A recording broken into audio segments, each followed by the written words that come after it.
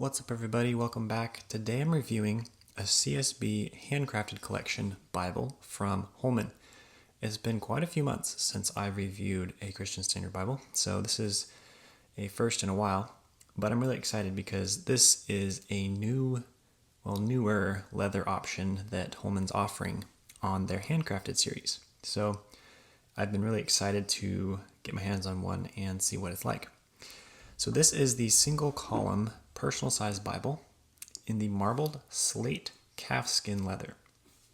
So this is the same box as all of their handcrafted come in. Their first run of handcrafted boxes looked a little bit different, but this is the second design when they re-released them, and I think it's stayed the same ever since. So you have a two-piece blue with gold info.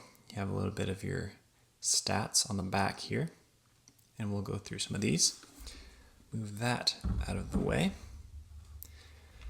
And let's take a look at this Bible. So the first thing I noticed as I took this out of the box was the softness of the leather. It's extremely soft. It's not super floppy, but it's very thick yet pliable feel to the leather. So it turned out really nice. They have 5 raised hubs, which are not all the way to the edge, and they're not super pronounced, which I think looks really nice on this style of Bible. CSB, Holy Bible, Christian Standard Bible, and Holman might be a little bit redundant for some people, but they did a good stamp size choice on this, so it's not too bold, and so I think it works fine. There's a perimeter stitch line that's a little bit different. It's not quite as gray, it's a little bit brown, and so it stands out, but it does accent that cover very well. The back has just a plain, and then we have a silver interior gilt line, black. I believe this is probably a calfskin liner, and you have calfskin leather cover on the front, and then the same here. Corners are not spectacular, and I am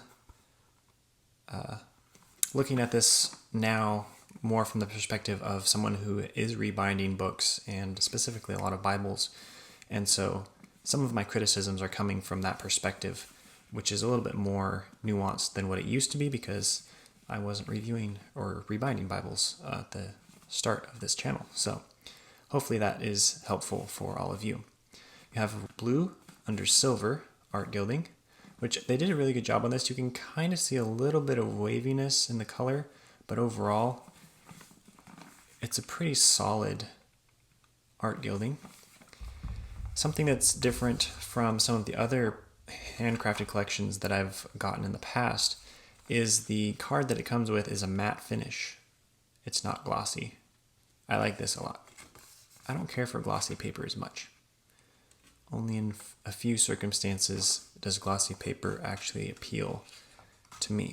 The dimensions, before I get too much further, are 8.5 inches tall by 5.25 inches wide by just under 1.5 inches thick. So it's a little bit less than 1.5 inches.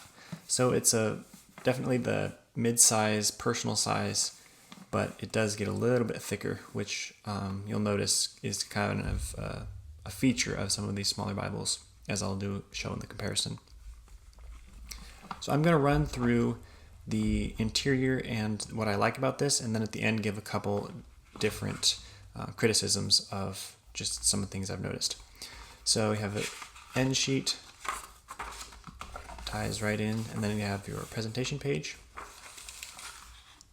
with a Revelation 22:6 quote, and paper's already crinkling. I don't know how you avoid this. This is just something that happens with every Bible, and everyone who has a Bible knows that. I haven't even had this for that long. Here's your copyright information.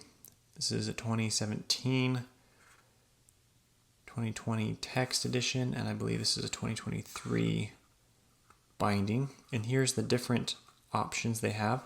They also have a burgundy calfskin, which is just the same as this, only red, and then saddle genuine leather and brown genuine leather for the leather editions. I've seen good reviews of the saddle, but I've not actually had one. And this one is printed in China. Here's the books of the Bible.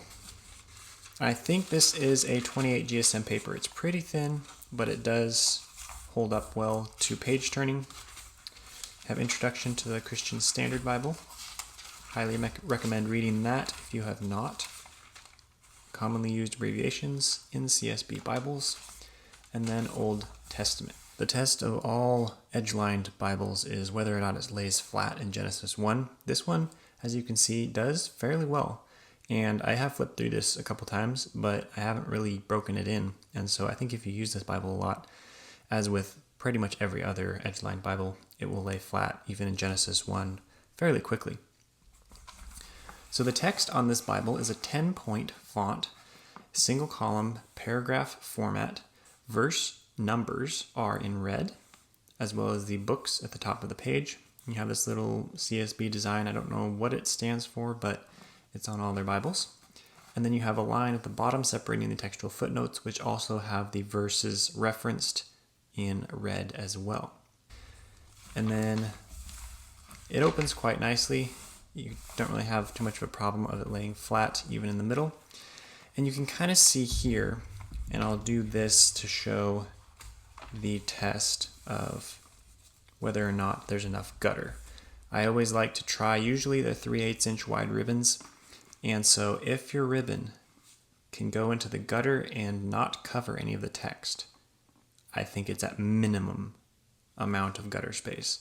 And so this one barely passes, which means usually that gives enough room for the text to stand out of the gutter and you can actually read it without it falling in and being a little bit cumbersome. So this one just makes it, but it is pushing the tightness a little bit in my spectrum. Verses that are in poetic settings are numbered individually. So verse by verse, or versified, I think is another way to put it. And so that looks really nice. This is Psalms. I like the red accents. Some people don't, but me personally, I'm rather fond of them and used to them in a lot of the Bibles that I use. New Testament is black letter, no words of Christ in red. And then something I like about the CSB, the Old Testament quotations are in bold, which really makes it easy to identify when the New Testament writers are citing the Old Testament. At the end of Revelation, there is a concordance, and I'm not sure the number of references in this concordance, but it is rather small.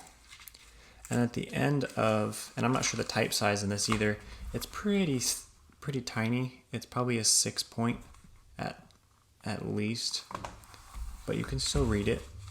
And at the end of the concordance, we have 11 pages of 2-column note paper, which I think was a great choice to add because a lot of Bibles don't have any room for notes, and then some just have blank pages, and so it's really nice to have some designated space for notes that are actually there for that purpose. And something that I really like about Holman is their maps at the end, very reminiscent of Schuyler, and they have 8 two-sided maps, and they are matte paper that's just over the Bible paper thickness, so it's a thicker cardstock. And then you get right to the end. 2 other things I wanted to mention were the quote, overcast stitching, because I don't see overcast stitching. If it is, it's really deep. But I do see a little bit of, it's on both ends, and it's where the overcast stitching would be. It's like a strip of mesh paper that runs along here, and it does stick out a little bit, just like your average overcast stitching would do. So I'm guessing this is what they're using instead of overcast stitching, which is just an extra layer of glue, essentially, between the last signatures of the block. So it does have, if you're being technical, a sort of overcast stitching.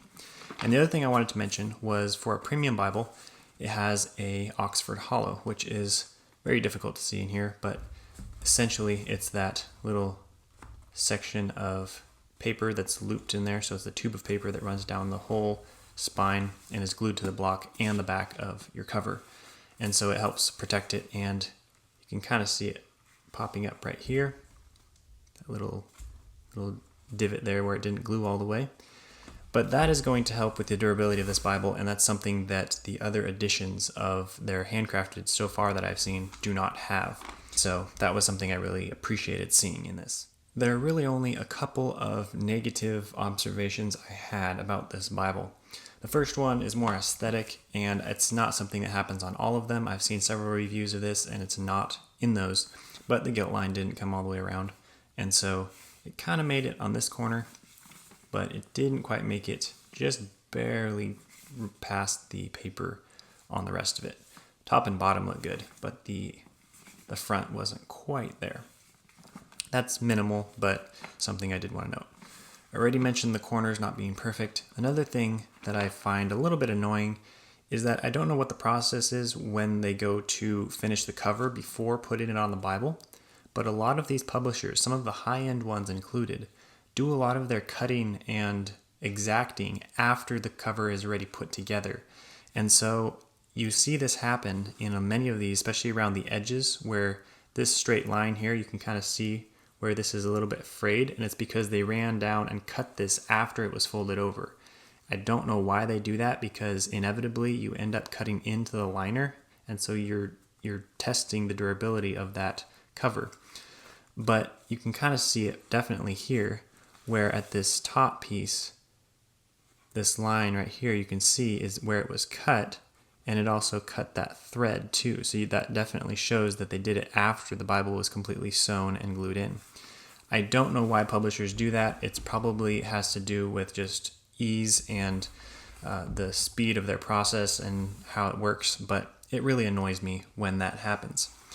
The other thing is just a general observation, and it's about the layout of the text. It does look like this was just bunched together from a bigger Bible. And to give you an idea of why that is the single column wide margin Bible, which I do have a review on, is the exact same Bible. So we go to page 1024, and look at that. We are at the same Isaiah 14, begins at the same spot, and it also ends at the same spot. So it's the exact same Bible, but this has a 10.5 point instead of a 10 point. So it's basically a bigger Bible shrunk down, and it kind of looks like that. It doesn't look like it was designed to fit. It looks like it was squished to fit. And so it's not a big deal, but it's something that every once in a while you'll get to a layout where it just looks a little bit crammed. And they did end up pushing it out from the gutter a little bit like I showed, but ultimately it's a bigger Bible in a smaller cover. And the last thing was just in this edition there were some inconsistencies around the books of Ezra and Nehemiah in text color. So you have the beginning of Ezra, then you flip the page and it's in bold, essentially. It got dark. And so you can see here it just was inconsistent in the cover or the color of the print.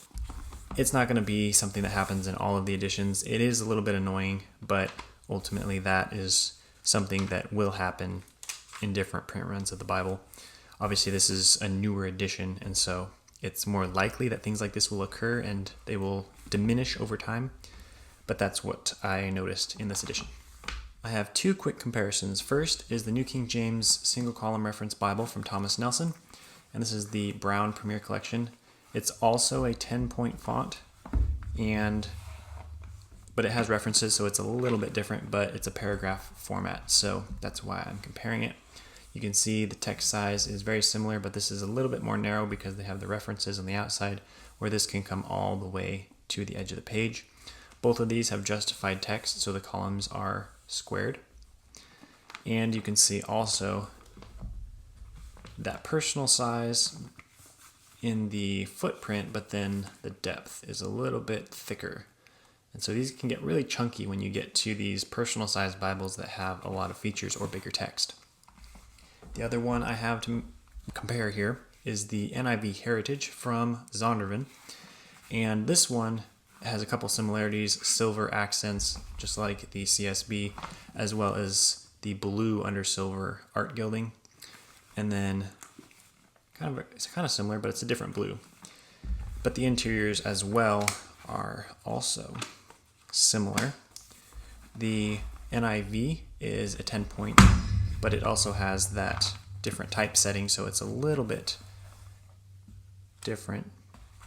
You can see here, again, justified columns, and this one does not have references, so it's more comparable than the New King James in that regard.